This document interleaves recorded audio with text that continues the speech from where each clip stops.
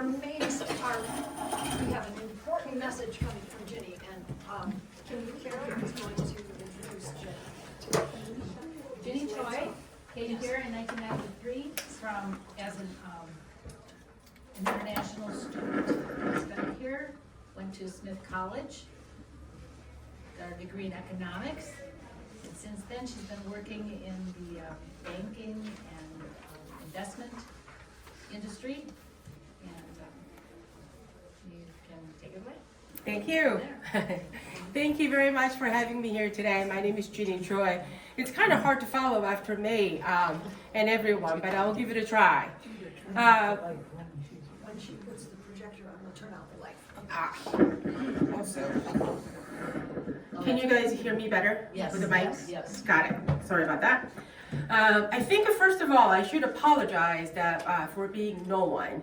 I understand previous speakers were accomplished authors and politicians and running for candidates and so forth, and I'm no one like that.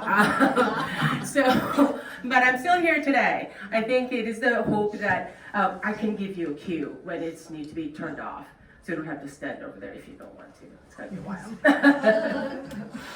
I think it's the hope that I bring some unique perspective of the socialism versus capitalism. I know a perfect twin study of that. It is my country, South Korea versus North Korea. And I'm hoping that I bring some unique perspective that kind of make you understand better and kind of alert you of what is happening. And yes, I was born and raised in South Korea. I came to the United States as an international student and with a student visa, legal. And I am now, again, legal green card holder. And I personally get very upset when people are called illegal immigrants because they are not illegal immigrants. I believe they're intruders, invaders, and infiltrators. Thank you. People like me waited a long time to get us the green card. My brother just got his green card. He's a Cornell graduate with a job, with a family, with assets, and it took him 7 years to get a green card. So people to just come across the border and call them illegal immigrants, it's such an insult to a real immigrants like me. Yes, sir? I'm not sure if you all heard Biden's new term for illegal invaders is newcomers. The other one is undocumented citizens. And that's also what's annoying to me. It's undocumented. It just means that, oh, if you're just documented, they'll be legal. That is not how it works. In any way.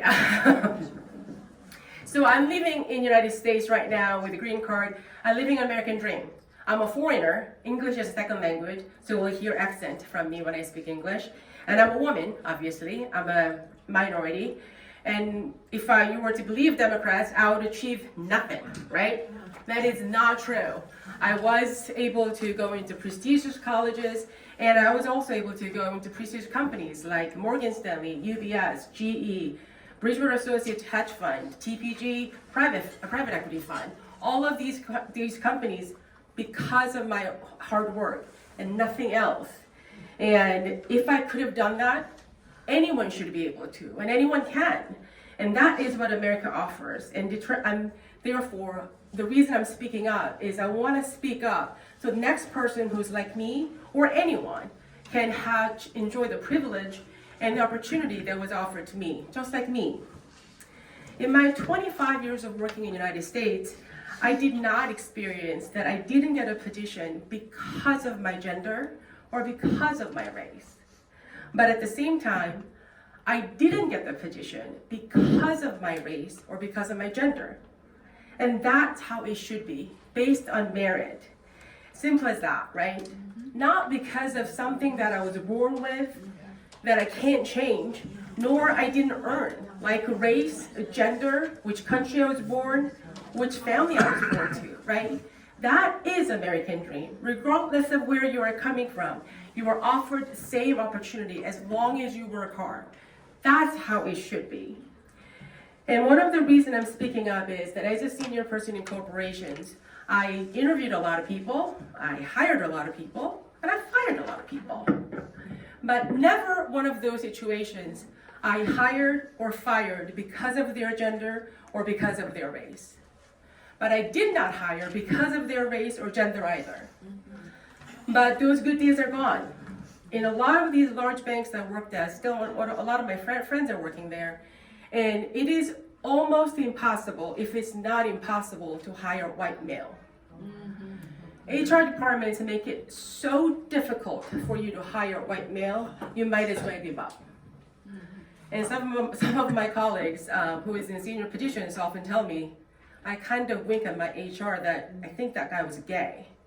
That's only why they can hire white male at this point. And sometimes I make a joke that if you're a white male going for a job interview, wear a skirt. I bet my life you're gonna get hired next day. Because I'm a COO of my company, I set our own HR strategy. So our company is safe from any of those things, but not a lot of companies are. And that's one of the reasons I'm speaking up. Because the opportunities was given to me, it should be given to everybody.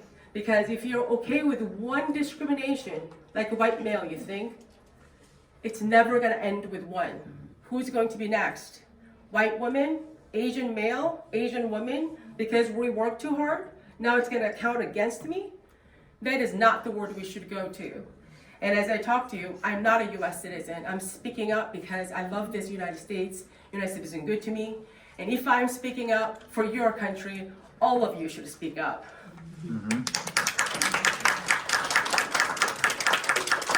As I said, I didn't get involved up until even last year. Carol is the one who forced me to speak up.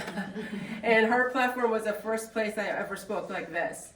And the reason I started speaking up is I thought, it's not my country, I live here, but why get involved? Let's not get involved. I'm just not getting involved. That's what I thought. But one day I went to Boston. My husband is from Massachusetts. We go to Boston a lot.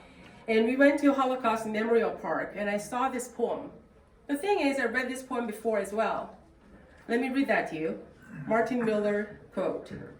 First, they came for the socialist and I did not speak out because I was not a socialist. Then they came for the trade unionist and I did not speak out because I was not a trade unionist. Then they came for the Jews and I did not speak out because I was not a Jew. Then they came for me and there was no one left to speak for me. This quote really got to me that time and really shook my core. This is when I realized me not getting involved, me not speaking up was not lack of action. It was definitely active action. By not speaking up, I was condoning everything that's happening around me. And most likely, everybody counted me as the supporter of what's happening around me. So therefore, I started speaking up. And then more I spoke up, then I realized other people are also conservatives. Minorities and females will come to me and say, oh my God, you're a conservative too? And often whispering, and I'm like, it's a free country. But we all whisper, don't we? Because we're especially if you're a minority. Especially minorities, because you are tagged as this, like someone that they should never speak to. And more you speak about it, and these people are coming out of the woodwork and say, hey, I'm also with you. And that's when I realized that I need to speak up more. And then I also realized the more I spoke up, white people started speaking up as well. Because they were so afraid of speaking up, they were just being quiet all the time.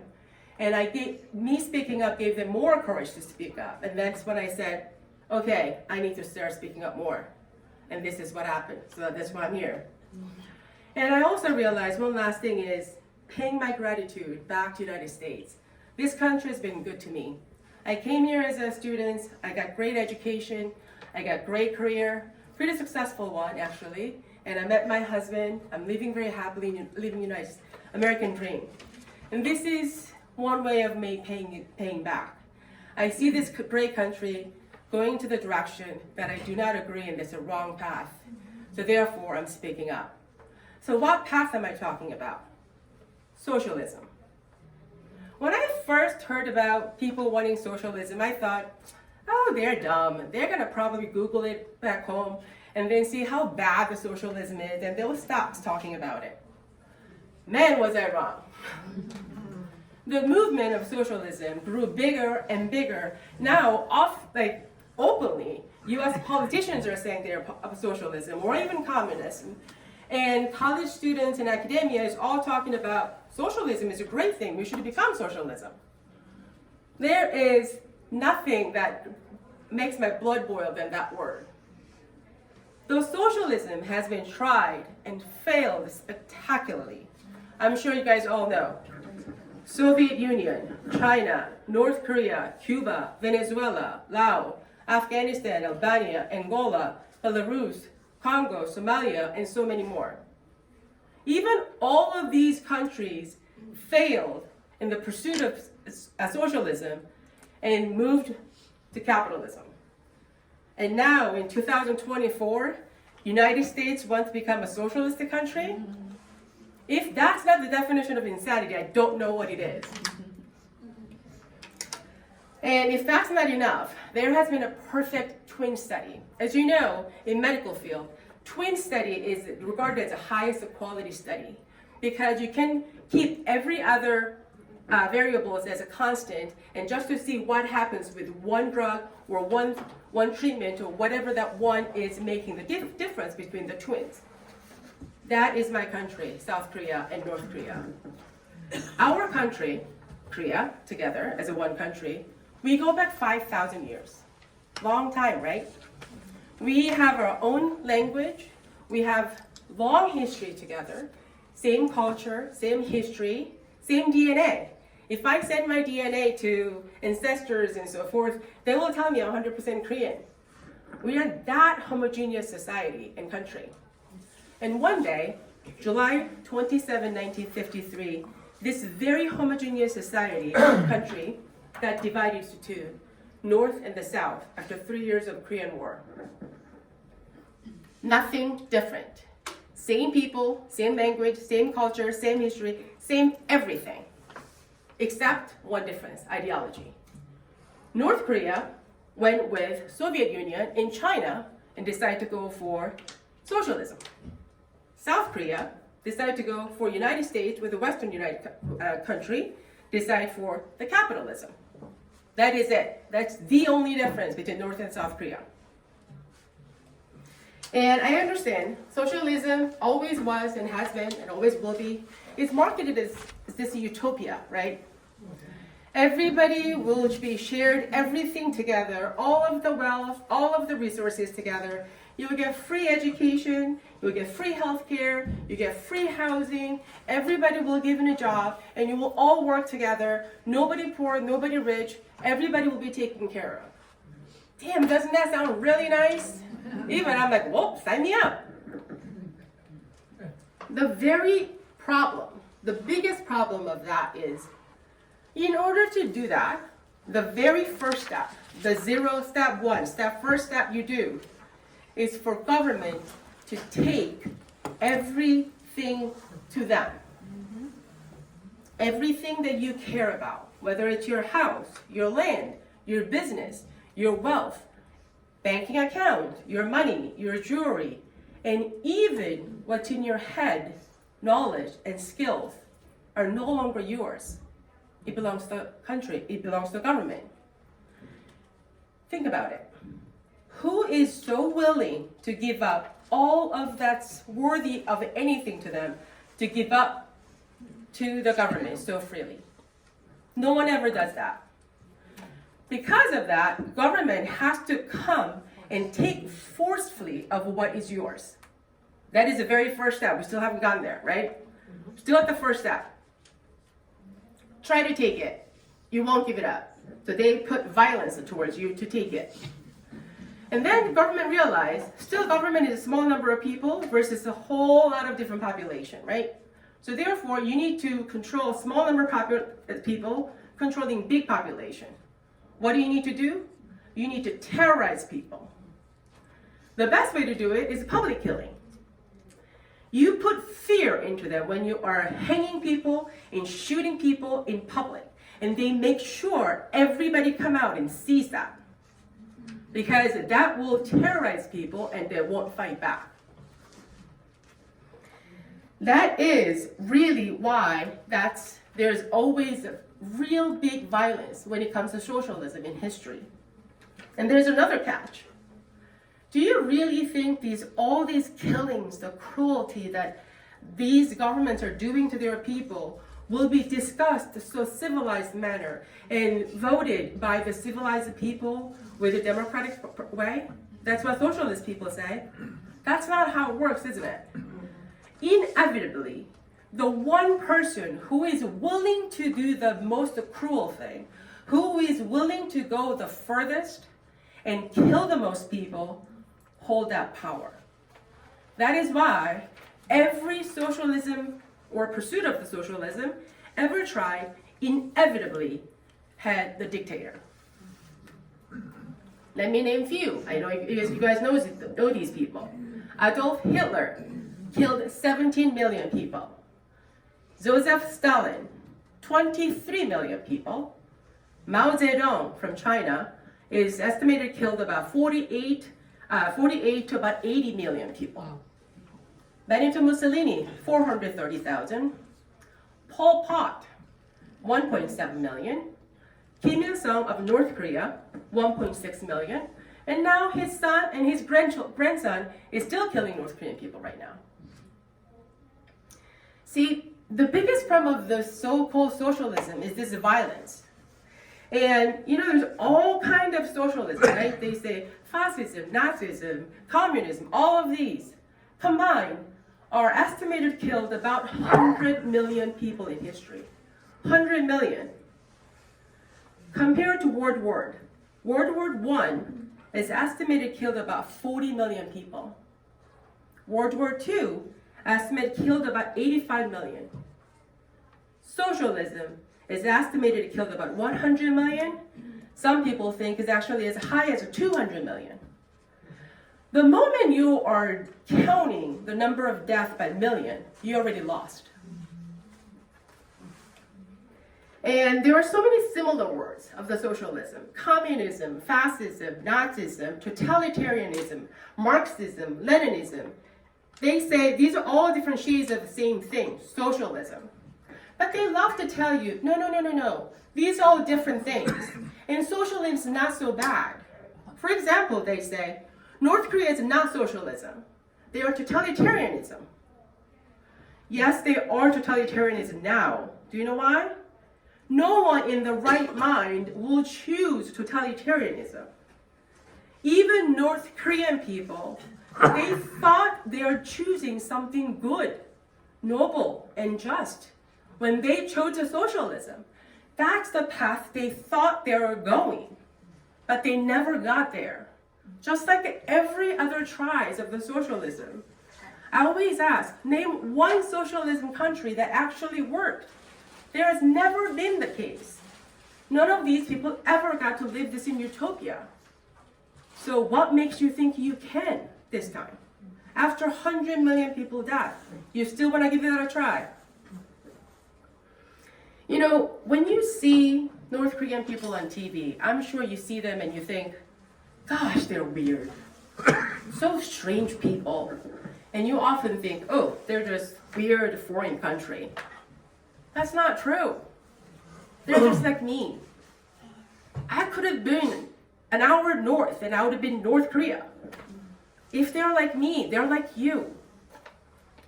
They thought their grandfathers and grandmothers or so, they thought they were choosing the right path. Especially in Korea after 3 years of the Korean War. Before the Korean War, we were a colony of Japan. So we had a really rough time at the time. And the North Korean people thought, a lot of intellect actually thought, you know what, let's forget all this. Let's go into this utopia. We will share everything. We'll all be together. That's what they thought. But look at them now. They're stuck and they can't get out. So now I want to tell you about some of the different statistics between North Korea and South Korea so you can see what happened. Do you mind?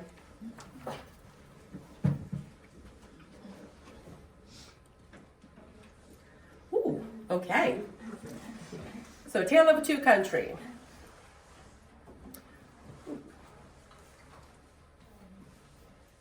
So let's talk about GDP. I'm sure everybody knows what GDP is. So I'm sure everybody thinks, well, South Korea is probably wealthier than North Korea. That is very true. But did you know that North Korea and South Korea were very much of a tomato up until about 1980? And we went very much diverging between the two. Not only that, if I told you that in 1950, South Korea and North Korea, one of them had a GDP of $500, and the other country had $876. Do you know who had $876? It was North Korea. Yes, North Korea, of course, were both poor, very poor, but still North Korea was almost twice as rich as South Korea was at the time. But in 2022, South Korea GDP is about 34,000, which is 43 times of North Korea 800. If you remember, 876 was 1950. They basically stayed the same for the last 70 years. While South Korea grew the economy by basically 70 times, North Korea stayed the same. South Korea is now 13th largest economy in the world, whereas North Korea is the bottom 10% of the 200 countries. Exports. So I'm sure you guys probably use some of the things from that exported from my country, South Korea. What do you think our biggest export is? Cars, phones, and a lot of those electronics is true, but our biggest exporter is a semiconductor. Our semiconductor equates about 10% of what we actually have.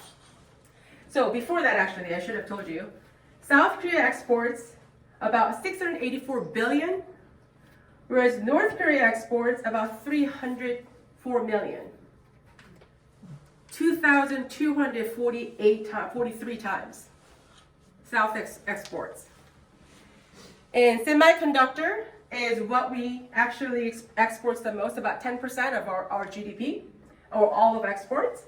Whereas North Korea, the biggest exporter, still coal. You see how different these two countries have become. Same thing, same country, same people, same everything. Only difference ideology. That's it. Electricity. I thought about a lot of different statistics to show you the electricity outputs or consumption between North and South. There is no other stat that works better than this one picture. South Korea, as you can see, lights up like a Christmas tree. It was taken from NASA, from space. North Korea, they had to actually put a line together so that you can see North Korea because it's a complete black. That's not sea. That is actually the land. And Pyongyang is where Kim Jong-un lives. That's why the small light is coming out. And that's China.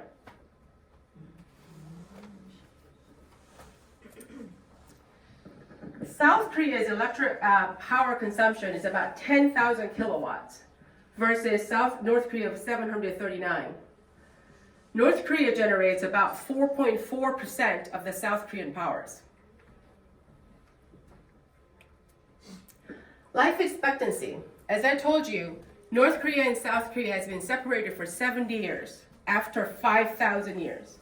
Only 70. I believe some of people here are probably over 70 years old. So 70 years is not that old at all. Maybe 2 generations, maybe 3 generations. That's it. In that small period of time, 70 years, our life expectancy is very different. And I would like to tell you that if we have exact data, but it is really hard to get data out of North Korea. So I brought you a couple of different statistics to show you different statistics. First one is from World Bank. The blue line is South Korea, and red line is North Korea. As you can see, we were kind of similar, and then we're very much different now. As of 2015, according to World Bank, South Korean people live 13 years more than North Korean people. 13 years more, living longer, just after 70 years. No other difference. And this is from Korea's Department of Statistics. They think it's about 12 years. And last stat is the National Institute of Health estimates for year 2000, South Korean life expectancy and the North Korean life expectancies. They think about 8.1 years for men and 11.2 years for women. That's how much longer South Korean people are living. Again, only one difference, ideology. And I could have born an hour north, hour drive from my home. I would have lived 11.2 years shorter than what I would live if I was born north. Physical differences, people. And again, it's kind of hard to get a lot of different data, so I brought you a couple of data. So this one is a teenagers, 17 years old. These are South Koreans, so from 1965 till 2010. As you can see, boys are getting taller and girls are getting taller. As of 2010, our boys are about 5'7" feet tall, average, and girls are about 5.2. For the North Koreans, because it was hard to get data, we counted it our South Korean country, try to get this estimation of the height of all the people who are left North Korea from 17 all the way to 27 years old. And they are significantly shorter. North Korean people are about 5'4", 5 feet 4, and girls are about 4 feet 9. That is a significant difference. Only after 70 years, that's it. And this is most painful, probably a statistic. It's a child malnutrition. As you can see, about 15% of the North Korean babies are underweight. About 27.9% are not developed properly because of malnutrition. Whereas the South Korean babies, about 6.7% have an overweight issue.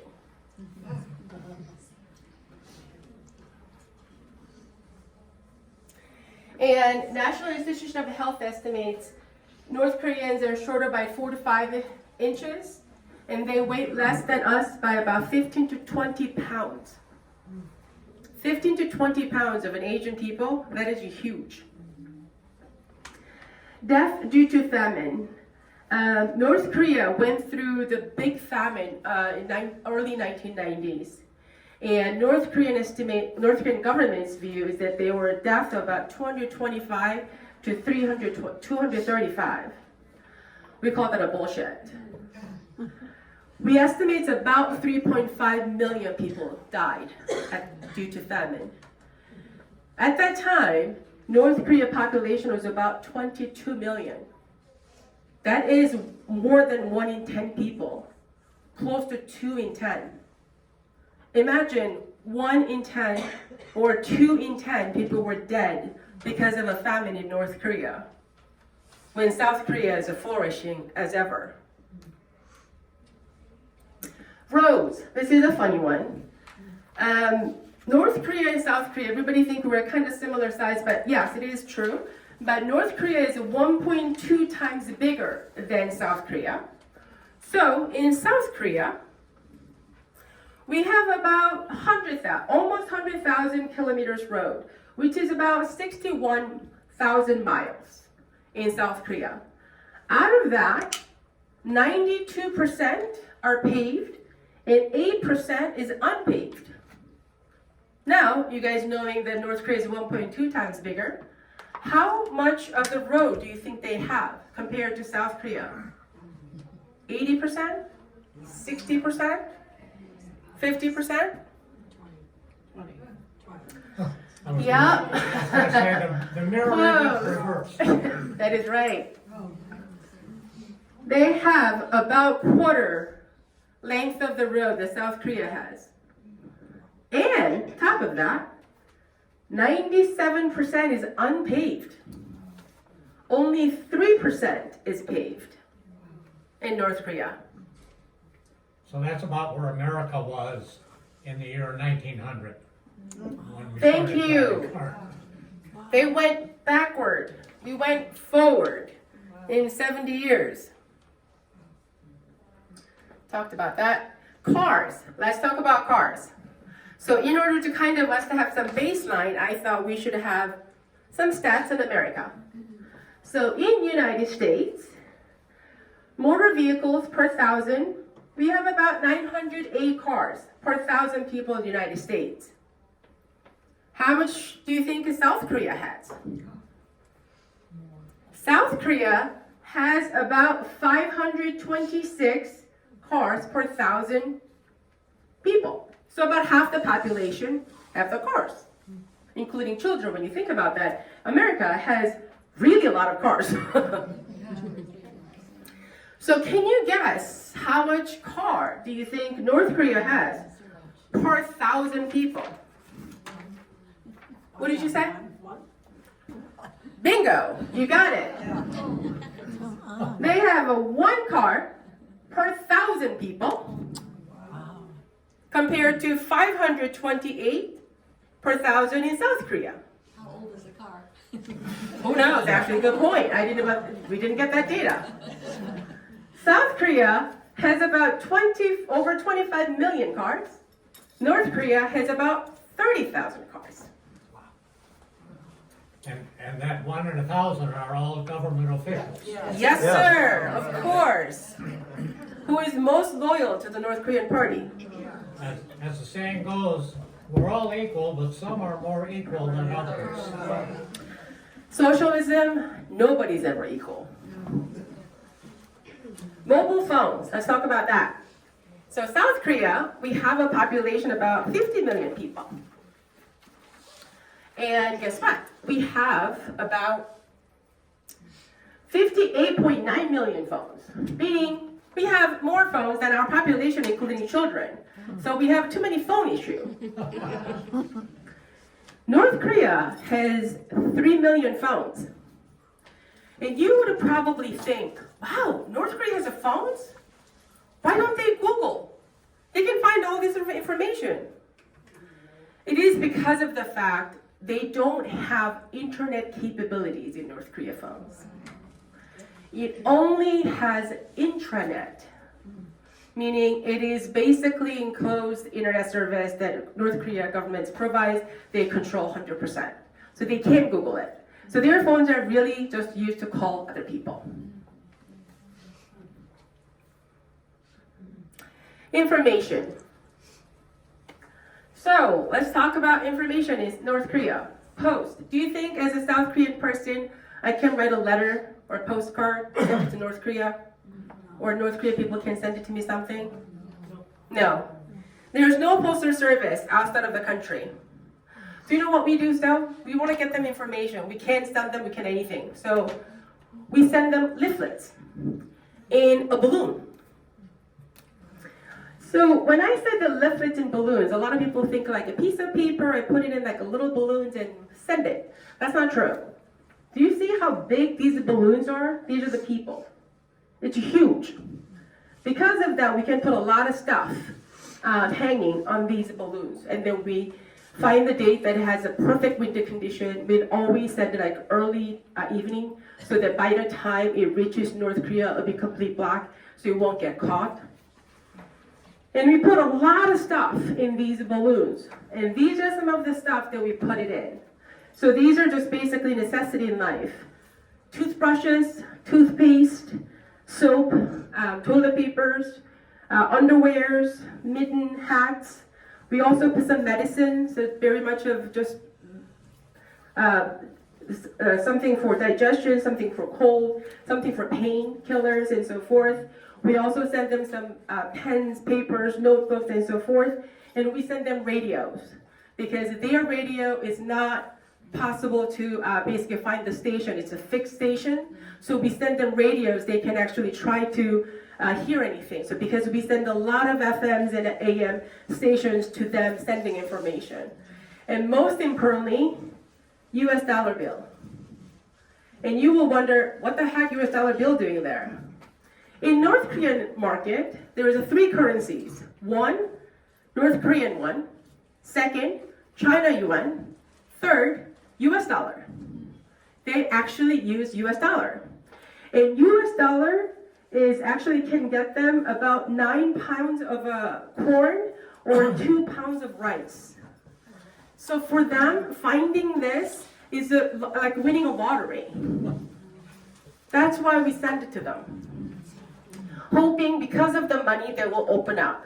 And of course, in there's a lot of information about what's happening in North Korea, what's happening in South Korea, what's happening around the world because they have no way of knowing these information. We also put a lot of USB in there because they can connect it to their computer or whatever that they use and can get the information a lot more better that way. And as we talked about, there is no internet except intranet that North Korean government controls 100%. There are no books outside that are written outside of North Korea.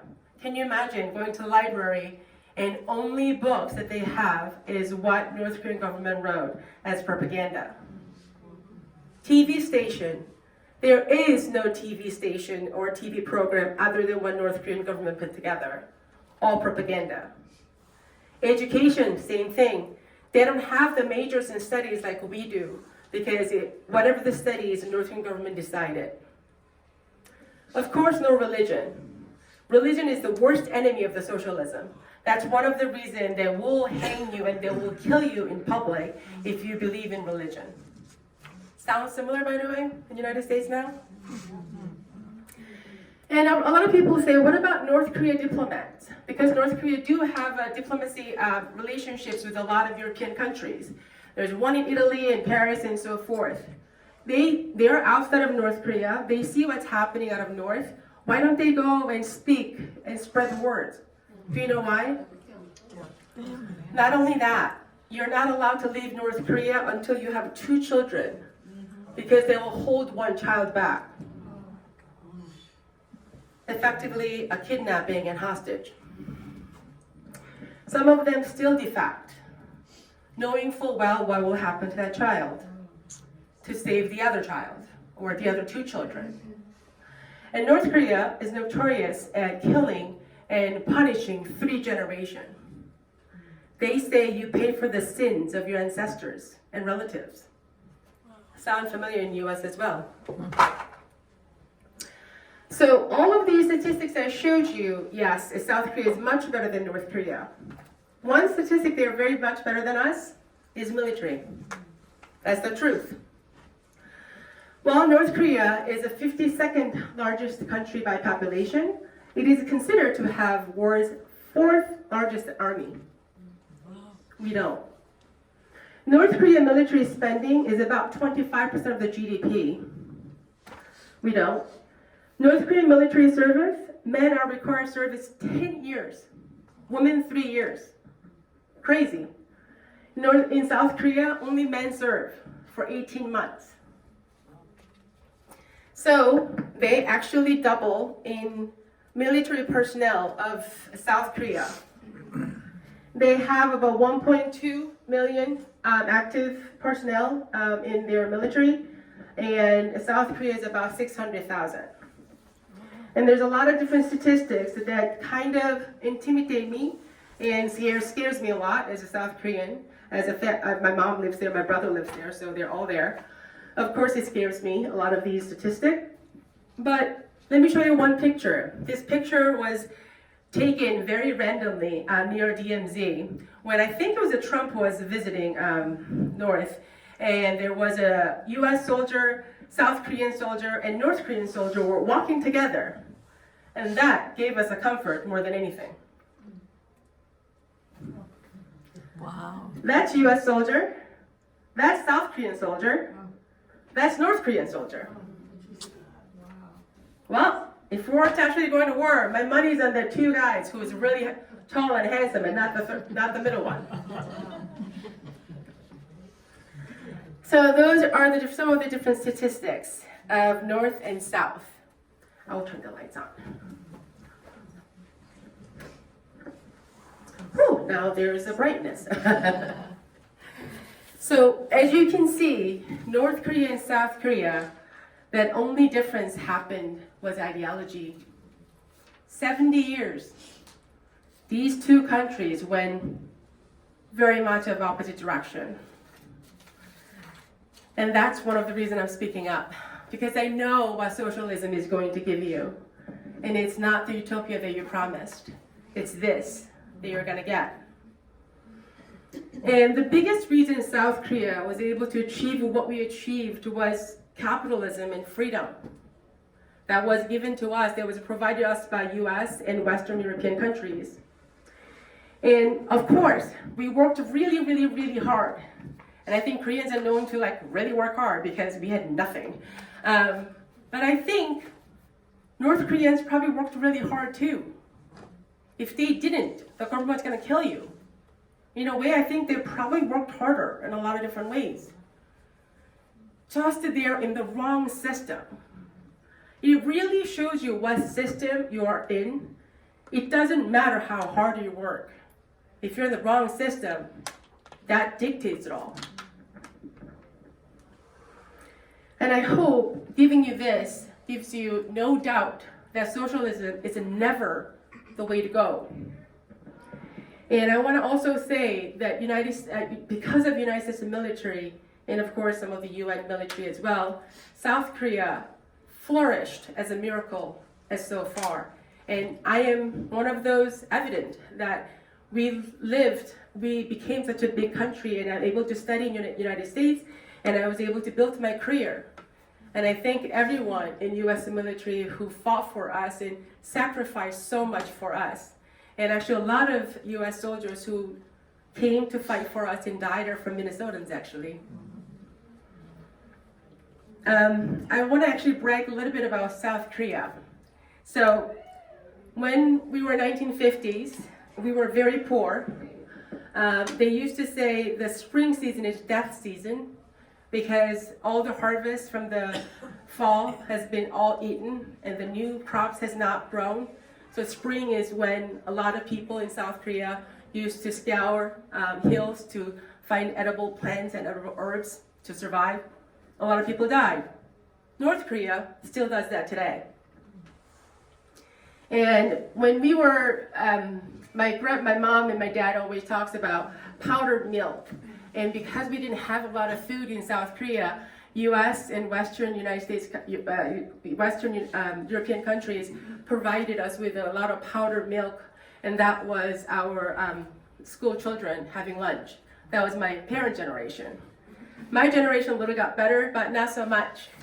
I still remember milk was given, it was a carton milk that was given in our school, so that makes sure that a lot of kids didn't have access to milk. And a lot of foreign aid and assistance came for us from United States, obviously, and a lot of different countries. We're very grateful. And I like to boast about the fact that my country, Republic of Korea, became a member of Organization for Economic Cooperation and Development, which is called OECD, in 1996. In November 2009, we proudly joined its Development Assistance Committee, meaning South Korea is the first and only country in OECD history that changed our membership as recipient of the aid to aid donor. South Korea did that because of capitalism and democracy and US and UN military help. That's it. That's the only difference between us and the North. And we are proven fact how capitalism can work and democracy is the right way of going. And one of the very last reason I'm speaking up is more and more I live here, I find US woke ideology method to be very similar to North Korea. I know I just said that, it sounds crazy, right? But I will read you some of the things North Korean party does in North Korea. In your head, substitute North Korean party with the US woke ideology. Try that. North Korean party decides what is right and what is wrong. And you are not allowed to ask questions or push back. North Korean party dictates what to think, what word or vocabulary to say, and what to believe. and they come up with a new vocabulary all the time. North Korea party tells their people to denounce their enemy in public form, to prove that you are loyal and agree with their ideology. Similar to what US people does in social medias and so forth, right? Virtue signaling, they call it. North Korean party claims they are the one with the morally right and morally superior. And the enemies are those who sold their souls to the riches, the capitalism, the one in power, and white men. And they are evil. North Korean party claims that they are the party for the working class, the poor, and the sick ones. They love everyone and treat everyone equally. They strive for complete equality. North Korean party controls information distribution, and any other information outside of that channels are called fake news. It was actually North Korea who used the fake news first before US people did. North Korean party classifies people based on their heritage. Whether your ancestors were pro-Japan during Japanese colonization of Korea, or whether your ancestors were pro-United States in Korean War, whether your ancestors or their relatives left North Korea and moved to South Korea right before split. North Korean party punishes people for their ancestors' sins and history and say those people have to pay back your ancestors' sin. There you go. North Korean party brainwashing starts very early at elementary school. And they appoint their biggest believers in teaching positions to make sure all kids are educated properly from their view. Sounds very familiar, doesn't it? Yes. That's why I'm speaking up. And the other reason why ideology and cancel culture scares me is because this scare tactic is the very start of the brainwashing. They break down everything that is in your head that you hold dear as a principle, maybe your guide or compass or any of those. They need to break everything down to nothing. That's what they do. So when you think about what ideology people nowadays is, you think this is a line that will hold, and we try to understand it. And then the moment you kind of maybe accept it, they pushes it further. And then you're like, what is this? Where are you going? There's no principle. There's no consistency, anything. And then they push further and push further and push further. The reason they do that is because once they break anything down in your head, then they can put anything, and you will blindly follow whatever they say. That means what it used to be such a common sense, no longer commonsensical. And you have to just believe what they say. Like trans movement in the United States. What is woman? They can't even say what is woman. That's a commonsensical thing. They can't answer now. Very similar to what brainwashing is.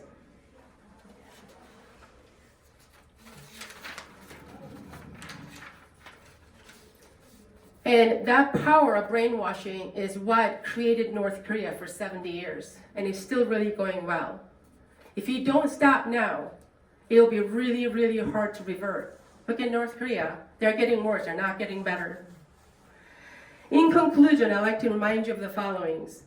Number one, there should be never a question whether socialism is a good system to try or even dare to speak up.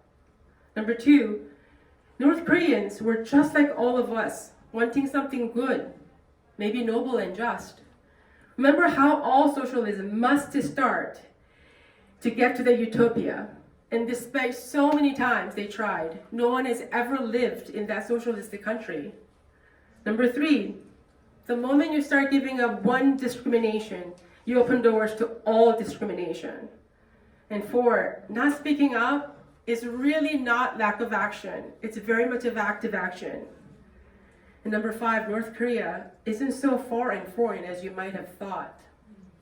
That's it for me. Thank you so much. I'll take any questions if you like. Yes. Are there families that are separated between North and South, or is that kind of? Yes, there are still a lot of families are separated. Unfortunately, my family doesn't have any of that situation, but because of that, it's been 7 years apart. A lot of living relatives with another relatives in North is passing away, which is the hardest part. North Korea won't even tell us who is alive and who is passed away, so they have never knowing what is happening. And there are times that they did let us have some unification with some of the families between North and South. And of course, they will require per one family, they want $10,000 or $100,000 from us. And South Korea is willing to pay, honestly, any amount to have these family unite for just the 3 days, usually about 3 days, that's it. The DMZ, right? Yeah, through the DMZ, and sometimes we'll have a little bit of a meeting area, or they will come to South Korea, they will stay at a hotel. And of course, the family that will let us reunite is the people who are most loyal to the party, so they know they won't get out of a line. And we, relatives in South Korea, also know what situation they are in, so they will never ask, are you in that situation? We will never ask that question because we don't want to jeopardize them when they go back. And the worst part is they will toy with us. They will say, they will need some money or whatever the case is. They will say, well, if you give a 2 tons of rice, we will let 30 families reunite. And we send thousands of applications, formats to them asking any of these families to get reunited. And sometimes they do, and sometimes they cancel right before, killing people's heart, basically. And a lot of people are passing away. Yes, sir. Yeah, one thing wasn't mentioned was after South Korea survived the war and began developing and growing and becoming part of a world nation, the South Korean people were also very grateful in serving with the United States military in Vietnam. I served with some of the ROCs, and they were very good soldiers, very Thank good you. people to work with. Yeah, so I think that's noteworthy as well. And you've done well as far as the way you've assimilated and moved on.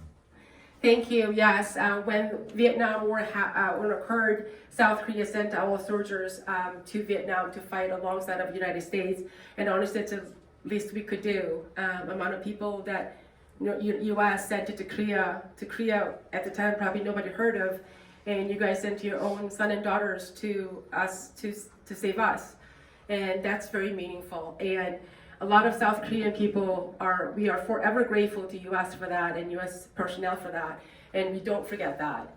And that is also true, though, that we do have extreme left-wing people that they are puppets of North Korea, I believe. They think socialism is better, and they want U.S. military to go home. And as I just showed you a military statistic, we know what happens if U.S. We have them here too. Yeah, we do. There's always going to be Exactly. the grumblers that don't want to do Exactly. anything, and they're freeloaders. And you're just going to have X% that are like that. That's very true. But also, countries like us, we really need the United States to be strong in a lot of different ways.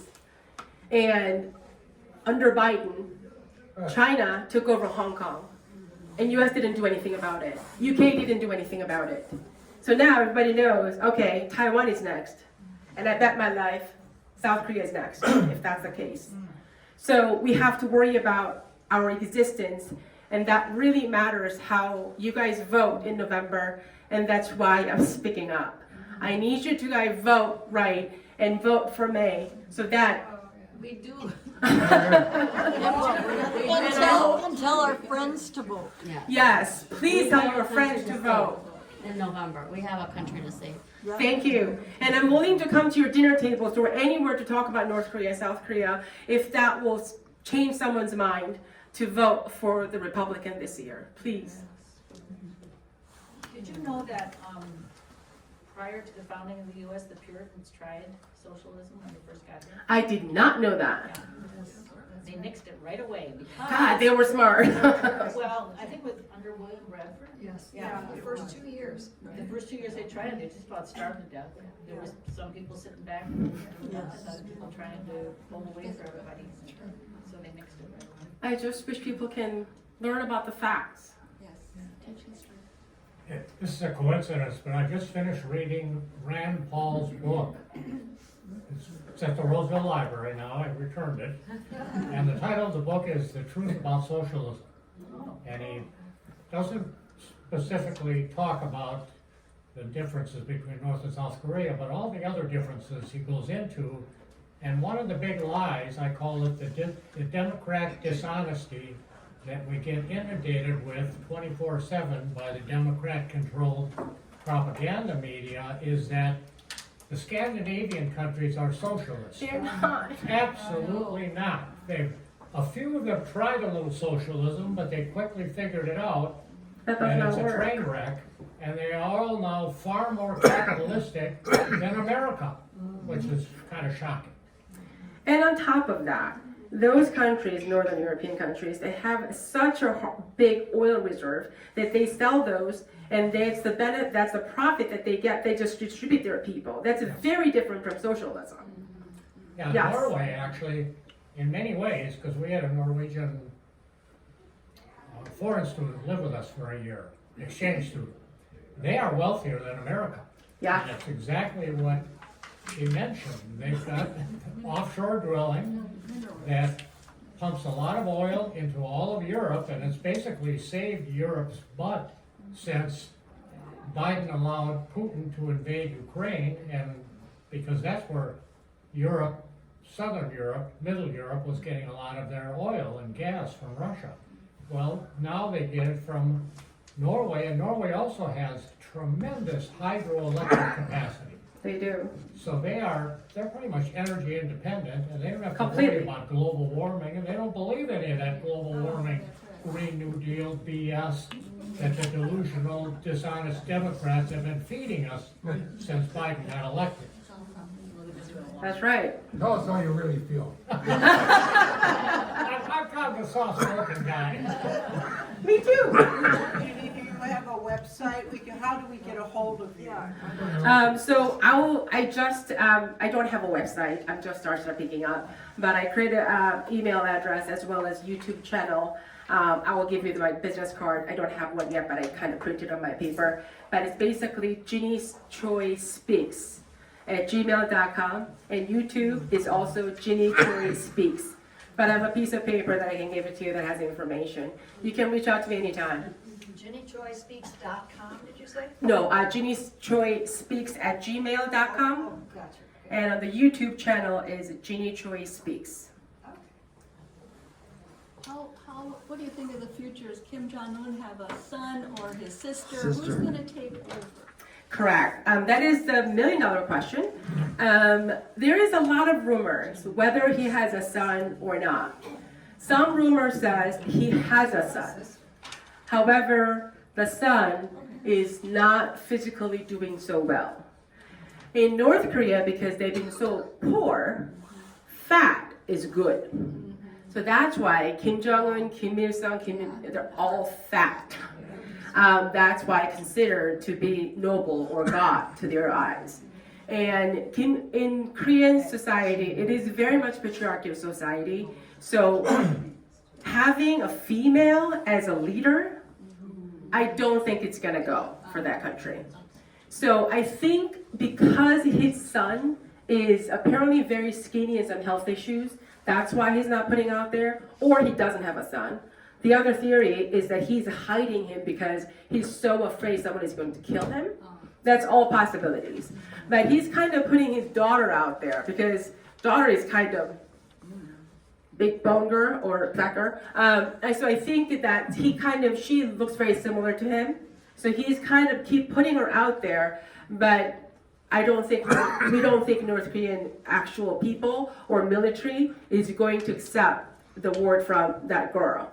Or the sister, same reason as a female reason, they don't think they will take orders from her or them. If he wants a son, we'll give him Hunter Biden.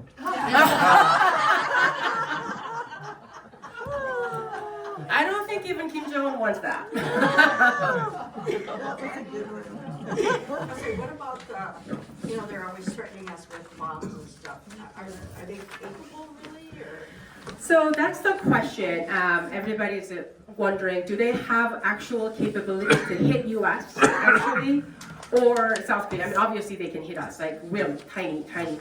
South Korea is the size of Indiana, so think of that as like, oh, next state, you can shoot very easily, so that's South Korea. So they can definitely invade us, but because, despite the fact that they have more number in North Korea, because of our technology, and we do think we have a much higher quality military, and because also we have a US military with us, we think we will be able to push them back pretty quickly. That's what we think. Unless they use nuke, and obviously that's game over. But would they actually use nuke on us? Maybe, but there will be probably a last result because we hope US then bombs North and there will be no South Korea left after that. But we don't think they will dare hitting US because that will mean elimination of North Korea. But if they think Kim Jong-un, if he gets cornered so much, because right now their people are dying of hunger, their famine is happening again, and he's young, he doesn't have a really big control of their military, they think he doesn't have a good hold. If he doesn't have a good hold, military might push back or a coup or some sort of that. And as a last resort, because we think the dictator will not die alone, we think. It's gonna be, if I'm gonna die, all of you guys are coming with me.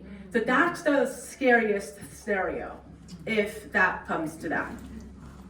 Last week, last week, Vladimir Putin made the same suggestion, that he would use nukes against the rest of the world if it looks like he was gonna lose power. Exactly. So, I mean, under totalitarianism, that's what the leaders do when they start to lose power. If I'm going to lose power, then you're all going to die with me. That's exactly right. That is our scariest scenario, that he will say, okay, I'm dying, you're coming all with me. Yes, ma'am. Okay, this is going to be kind of a little strange question, but Smith College, I know, is pretty left-wing.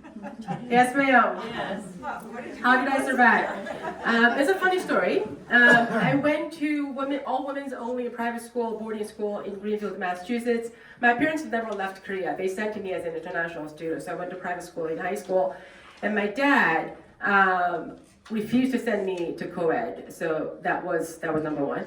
I did not want to go to Smith College at the time, but at the time the senior Bush was president, and both Nancy Reagan and Barbara Bush went to Smith College.